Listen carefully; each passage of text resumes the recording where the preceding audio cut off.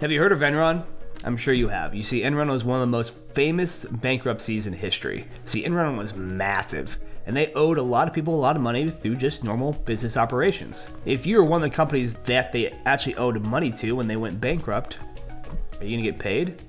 I don't know. There's a lot of lawyers who make a lot of good money making sure that certain people get paid and certain people don't get paid after bankruptcies. So, when things like this happen, when bankruptcies occur, and say you are selling something to a company that's going bankrupt today, are you going to get paid? And if you are, how much of that money are you actually going to get that was on that original bill? See, that's where allowance for doubtful accounts is also super key. See, anything that you actually are owed goes into accounts receivables, as we've learned so far. So if I was giving supplies or services to Enron and I was owed $1,000, let's say, I would have an AR account of $1,000.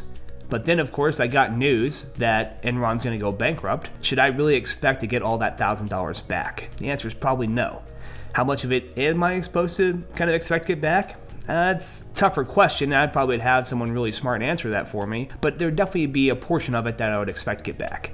Let's say I expect to get back $200. So, allowance for doubtful accounts allows me to express to outside investors and bankers and other managers and things like that, and people I owe money to, that out of this $1,000 that Enron owes me, I'm probably gonna not see 800 of it.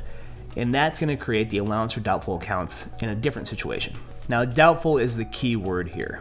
You see, you have to have some kind of doubt that you're not gonna get paid to create the allowance for doubtful accounts. And as we kind of previously touched on, but maybe not in full detail, it is connected directly with accounts receivables. And some companies actually won't tell you exactly how much their allowance for doubtful accounts is when you look at their balance sheet. Those tell you what net accounts receivable is, or AR, depending on which balance sheet you're looking at. So with that in mind, anytime you see net AR, all they did was they took accounts receivable and subtracted the allowance for doubtful accounts. That's how they got their net AR number. So when we start actually analyzing balance sheets, which we are going to get to do, this will be an important count to look for and to see if they've actually already done the work for us, or if we actually need to go in and start subtracting what they don't think they're going to get from people in the future.